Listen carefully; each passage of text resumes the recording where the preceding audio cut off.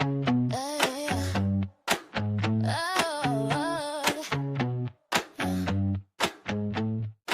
to her comeback. I'm so glad you're back with me. This is where 50 isn't your finish line. It is your starting point, the starting point of everything you want your life to be, the person that you are meant to be. I'm your host, Michelle Thompson, and we are proving that your best chapter may just be the one you haven't written yet. We'll continue each episode featuring honest conversation with women who have stopped going at it alone and have found their way to fulfillment, joy, and purpose. You'll hear about their struggles, their breakthroughs, and the practical steps that they took to create lives that they actually love. This podcast will show you how other women have made their comeback and how you can too. Welcome back. Hi, good day, everyone. Welcome to Her Comeback. I am your host, Michelle Thompson, and I am so happy to have Sydney Jones with me today. And we're going to talk a little bit about marketing in this digital age. Sydney, welcome. Tell us about yourself.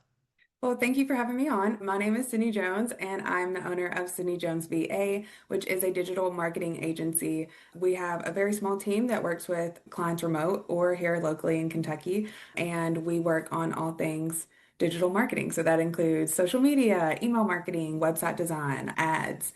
There's quite a bit that goes into that stuff, content strategy and creation for content. So it's kind of an all-in-one, or it's very nice because not everybody's package looks the same. So we can really tailor services to what every individual client needs. Very good. So, what got you into this? What was the moment that you decided to launch your business, and what were you walking away from to do it? Yeah, so I was actually finishing up graduation with at my school. I was graduating with marketing, and I had done a few internships over the years. I think I'd done three overall, and which was really nice for me because I'm definitely like a trial and error, hands-on person. So it was really nice to get to actually experience things and see, okay, I like this part of this job, and I maybe don't love this as much, and find out what I truly like about marketing because it is so broad.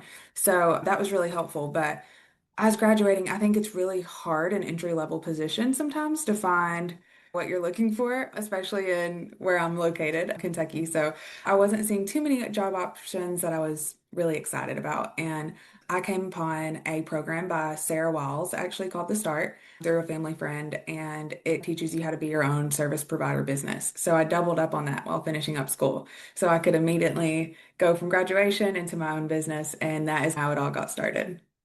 Wow, good for you. That Thank that's you. great. Did you just at that point you evolved into a full digital marketing agency, or did you start in one particular area? And what did that evolution look like?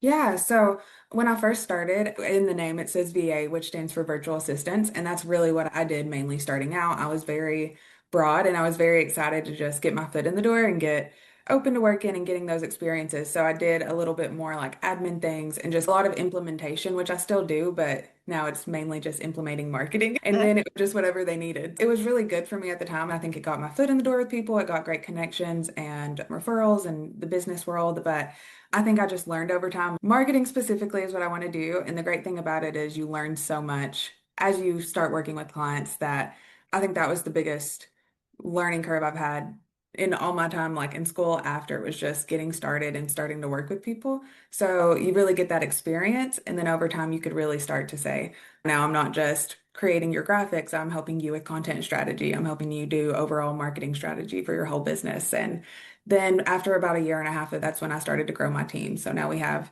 two part-time girls that work with me and we help a bunch of clients. Oh, that's wonderful. Good for you. Thank you. So, what patterns do you see specifically? Our audience is women, so women founders when it comes to business and in their marketing. Where do they tend to get stuck, and why do you think that is? Absolutely. I would say, I think two things. I think one is perfectionism.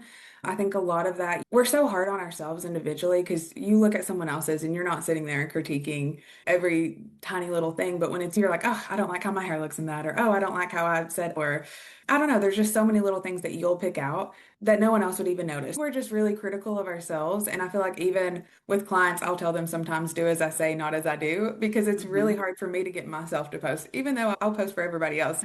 Yeah. It's just hard to get over that mental blockage that you can have of it could be better than this and you don't want to post Yeah. it until it's perfect. So I think that's a big one. And then I think another one, again, something I personally struggled with is just releasing some control. I think if you started a business all by yourself, you're used, it's like your baby almost. Like you've Mhm. created Sure. all of this. So giving up any kind of delegation or anything is can be really hard to do. And I think it's very anxiety inducing. But that's why you Hmm. just have to you find people that you know you can trust. You feel like you guys are on the same wavelength, and you just have to kind of trial and error that too. If it doesn't work, it doesn't work, but at least you tried it, and then there's room for growth there too. Mhm. Yeah, that's great. I love that. I think there's often this tension between being visible online and then protecting your energy. How do you help women navigate that? Yeah, I think that can be really hard, honestly, because with everything, the world's so crazy, and it feels like we have exclusive access to everything, like at our Hmm. fingertips. There's like goods and bads to that, but it can definitely be draining. And as someone who works in social media, like my job is to be on there every day. Yeah. So it can be draining, but I think the thing you have to do is set boundaries. And I think that's in any part of your business. But even with social media, if you have a team, that's something you can delegate. You can get someone else to do your socials and community engagement and posting. Or if you don't and you want to do that yourself, I think there's also the fact that you can, there's time limits that you can set on it. You can say, oh, I'm going to do an hour a day, which seems like a lot, but you guys should see my screen time. Like it goes by fast. Um, No, it does. so you set like however much time you want on that day, and that's all you give it. Or you could even say, I'm giving up social media and I'm only getting on my business page. And I'm posting, I'm looking at my notifications and I'm getting off. So there's it's still kind of like you have to be on there a little bit, but there's ways to do it in a way that it's not as draining as if you're just doom scrolling. Yeah. That whole thing for me, since opening my own business and the social media, like I used to do social media for fun, right? It was post some pictures of the family, what I'm doing. Yay. It was fun. It's no longer fun for me anymore because I've like worked with other business owners and gotten like information about the whole having a social media plan and you're posting and stuff. And it's totally exhausting for me. And it's like a job. It's like a part of my job that I don't enjoy. What advice just would you have for someone like me that just gets frustrated with all of it? What do you think? Yeah, absolutely. No, I love that because I was literally going to say once it starts to feel like a job, it's no longer fun. It really takes anything that you can associate the word job with typically can have a negative connotation. Mhm. And obviously we don't want it to, but I think naturally it can. So I think if you have a team, I think that's the best way to take stuff off your plate that you don't feel fruitful or you don't enjoy. Like for me specifically, I don't like a lot of the admin side. So when I brought my first team member on, I've trained her and she does a lot of that for me, which is really nice because now I don't wake up and I'm like, oh, I gotta go do X, Y, and Z with admin. And it makes it a bit more easy. And this is why I started my own business so I can do the parts that I enjoy. Obviously, not everybody might be in the stage that they can hire help. So I think if you're not there yet, that's no big deal either. I think you have to, I would say, you want it to be a way that you can grow. Like you want to be doing stuff like still doing the strategy, but I think there's also a way where you don't want to have burnout. So you got to have a balance of what feels fun to me and what's strategic, if that makes sense. Yeah. Because Sure. Yeah. What are the biggest mistakes that you see that small businesses make right now? What comes up in that space?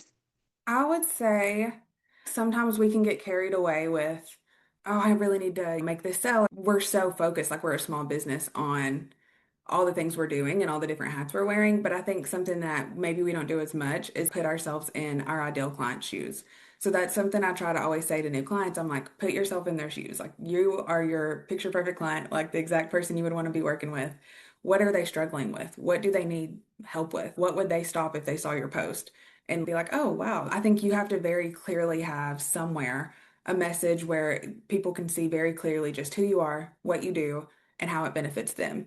And I think when you can paint a picture with that, it really opens that up. And the best way to do that is to try to get in that mindset. And then if you can't get in that mindset, because sometimes it's not possible, like to totally be in someone else's shoes. If you've had a previous client, or I ask them, would this catch your attention? What kind of steps were you in before we started working together? And getting as much into that mindset as you can, I think that's a great way to look at and approach your marketing because then you're seeing it from their point of view.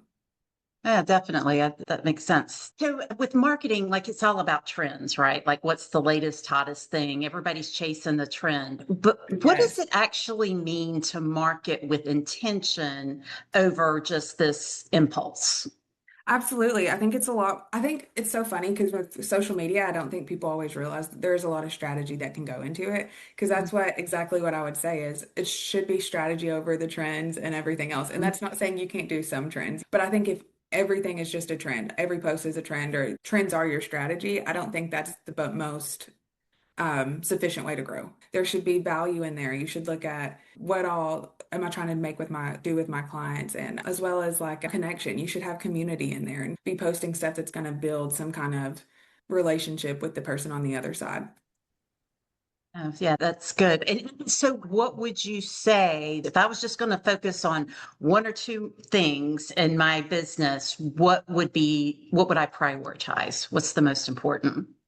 Yeah, I would say to get started, I don't think there's no two moves look the same because it all depends on your business as far as really specific details. But I think the two focuses to have your eyes on is like a digital footprint of some sort, having a place where people can find you. If you're out networking or if you're doing outreach, they have places to go back and read you and search you up, as well as credibility. So then when they do find you, you want to have stuff on there that they can immediately see, oh, she knows what she's talking about. So whether that's testimonials and reviews, it's just you giving a lot of valuable information out. That's something I tell clients. I think two-thirds of your content should be value. And that doesn't mean you're giving away everything for free, but you're giving them stuff that maybe they don't know yet. So then they can already have that little breadcrumb into what you Mm. could offer them. So I think those two things are really big to focus on in building when you're new or trying to grow. Okay. All right. So we hear a lot in today's business world about sustainable growth. So what does unsustainable growth look like that you've seen with your clients? I think a big one is no boundaries. You're working crazy hours, you're burning out because you're constantly go, go, go for just your business and there's no work-life balance. I think that's very easy to do if you're growing and you weren't necessarily prepared for that. As well as I think what kind of also goes into no boundaries is if you have no systems in place. I think that kind of leads to that. So having SOPs ready if you're bringing on a team member, or even just for yourself, having a process that you can refer to and have something very streamlined. I think that is a great way to enforce those boundaries a bit more. So yeah, I think those are the definitely the biggest two. I also think sometimes when you don't grow, you're not prepared for that growth. It might not align with your long-term plans and goals. So maybe you're growing, so you're just saying yes to things instead of being really intentional about what you're saying yes to. You might just be, yes, I want it because I want more people and I want to get my name out there. And it's like, well, is this really what you want to be offering and doing long term? I think that's a big question you have to think about. Definitely makes sense. Okay, that's good.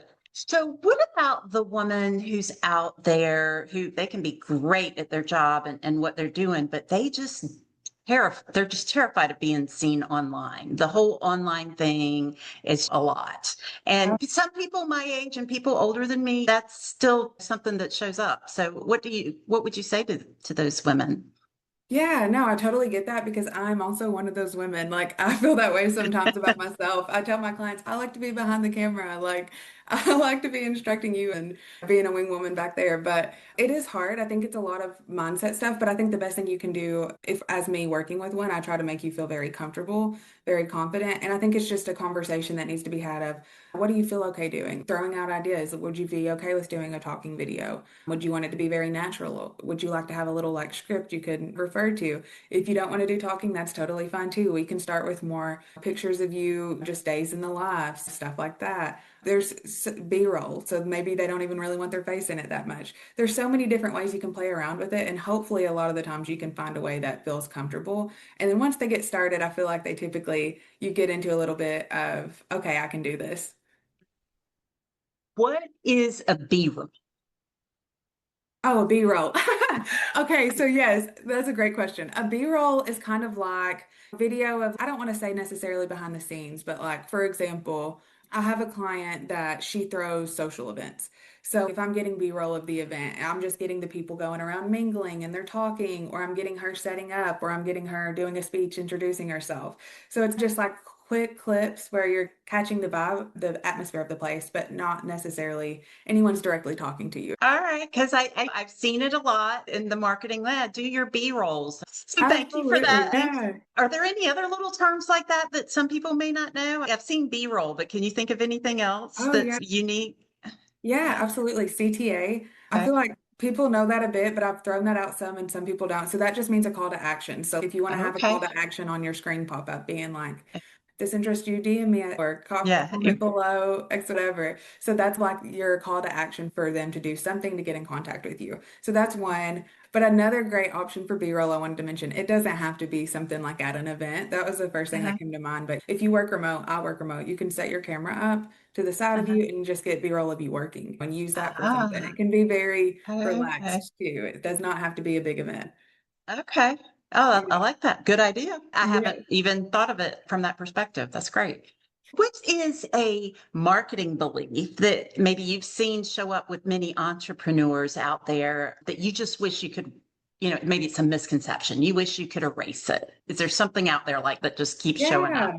I think sometimes there's a common misconception that I need to be everywhere all at once, doing everything so I'm out there and people know. And I think that leads to a lot of overwhelm and eventually inconsistency because you're gonna do a really quick start out the gate. And then maybe a couple weeks in, you're gonna be like, whoa, like this was too much. And then you're probably gonna start falling off at some places. I Yeah. think personally it's way better to really hone in on one area Uh-huh. and feel good about that, get confident there, build your foundation there, and then you can grow sustainably. But I don't think that you have to necessarily be on every single platform all at once, posting 5 times a day. I'm glad you mentioned that because I, like for myself, I'm on Instagram, Facebook, LinkedIn, and then of course YouTube. I have my YouTube channel. And that's really all I can handle. A lot of people are TikTok, and I've had several, why aren't you on TikTok? You should be on TikTok. And then, oh, you should be posting some stuff to X too. And I'm not even, a lot of times I'm like, I don't feel like I'm doing well with what I'm trying to do, just to try to add 2 or 3 more to the mix. So what's your suggestion in that situation? Yeah, I think that is so normal too to be because everybody has an opinion. There's like it's like when you have too many chefs in the kitchen. Oh So yeah. so it's like you'll hear all these different things and then you're like, maybe I should be doing it all. I think that is normal, but I don't necessarily think that's always true because I think Mhm. is your audience, like your target audience, actually going to be on every single one of those apps? Maybe, but maybe not. They probably have one or two that maybe they're more likely to be on, and that's what I would Mhm. focus on personally. If Yeah. you don't think that is an area that you're gonna really like, if you're obviously, for example, really targeting other businesses, one of your platforms should probably be LinkedIn, right? If Mhm. you're targeting, I don't know, like late 20-year-olds who are like looking for fun stuff to do in the city, I would say you Mhm. probably should be on TikTok because Yeah. that's like full what mine is full of, or just stuff to do, activities to do and stuff. I think that would be a great app for that. But I don't think necessarily that's for every single audience. I think that's good. That makes sense. To always keeping in mind your target client, Yes. where she's going to be and what might be on her mind. That's good. A couple of other questions here. So, have you had any particular comeback moment yourself? We talk about on this show just women coming back from one career or another and recreating their life, whether they're in midlife or otherwise, really. Is there some type of comeback moment that you have in your story? Absolutely. I feel like, not to sound super general and generic, but I feel like I'm constantly every year changing things a bit and evolving and reinventing. When I started 3 years ago, what I thought my business would look like versus what I think it is now is totally different. So I think it's totally normal. And then as for a setback, It was actually really early on in starting. I finished up my course in June of 2023, and I had a really slow start getting clients. I think it was really, I was fresh out of college, so it was like really my first experience doing all of this. And then not really having any connections yet in business, it was so slow. And I think it's very easy to get discouraged in that because so many no's start to feel like maybe this isn't for me. When is the one going to turn into a yes? And then I finally got my first client in August of that year. It took 2 months and it was a very low ticket client. And by December of that year, I had 5 clients, so it had grown, but it was still pretty low. And then 3 months into 2024, it grew tremendously from word of mouth referrals. So I got very lucky with that.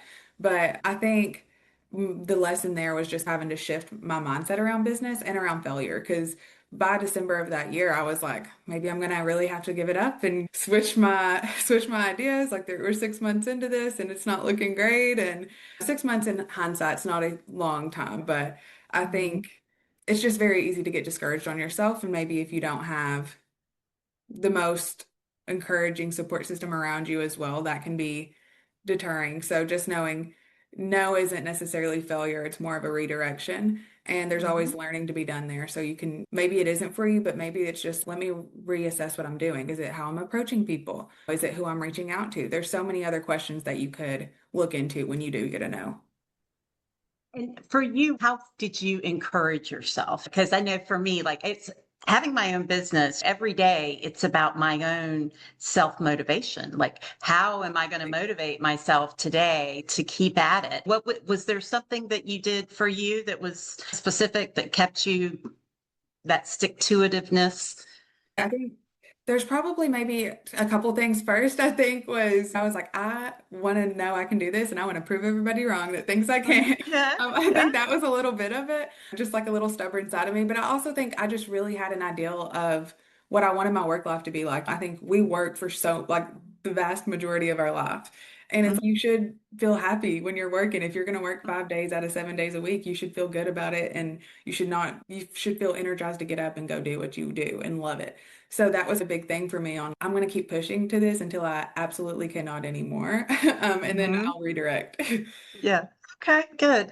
What does success look like for women that you work with and your clients, just beyond the revenue numbers? What does that success story look like? I think success, and I love this question too, because I was asked this actually a few years ago before I ever started this business for actually one of my internships. And I love the question then too, because I think success is very different for every single person. I think success can be so different for me that rather than it is you. And I think it's just whatever brings you joy in life. If you're waking up and having joy in your life and having Mhm. peace, and comfortability, like I think you're living a very successful life. I think another great thing I saw recently, it was actually a few weeks ago, and it's really stuck with me, is everything is a success if the goal is to experience. Mm. And I loved that. It stuck with me so much because really, and that's how I try to live my life. I feel like there's a lot to be learned in every single situation you're in. There's just ways to have your mind open, different experiences maybe you wouldn't see, or cultures or beliefs or mindsets. There's so much out there to learn. So that's another way I like to look at success too. Very good. Now, if any of the women out there listening would like to know more about what you do, get in contact with you, what's the best way for them to get in contact with you?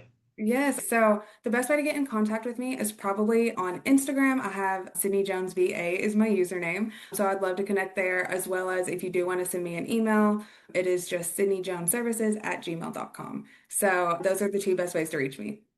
Oh, wonderful. Thank you so much, Sydney. I really enjoyed our conversation and I just was able to learn some things. So I appreciate you just sharing your insight with us today. And I wish you continued success in all that you do as you grow your business. Thank you so much. I love this conversation as well. Thanks so much for joining me today on Her Comeback. I hope this conversation inspired you to keep moving forward no matter where you are in your own journey. If you love this episode, I'd be so grateful if you would subscribe to the show on my YouTube channel at Michelle Thompson Life Coaching. Go there for more encouragement, insights, and just real talk about making a comeback happen. Hit that subscribe button so you never miss new content. You can also visit hercomebackpodcast.com for notes, resources, connect with me, connect with other women in our amazing community who are rewriting their stories. Remember, your setback isn't your final chapter. It's just the setup for your greatest comeback yet. I'll see you next time. Until then.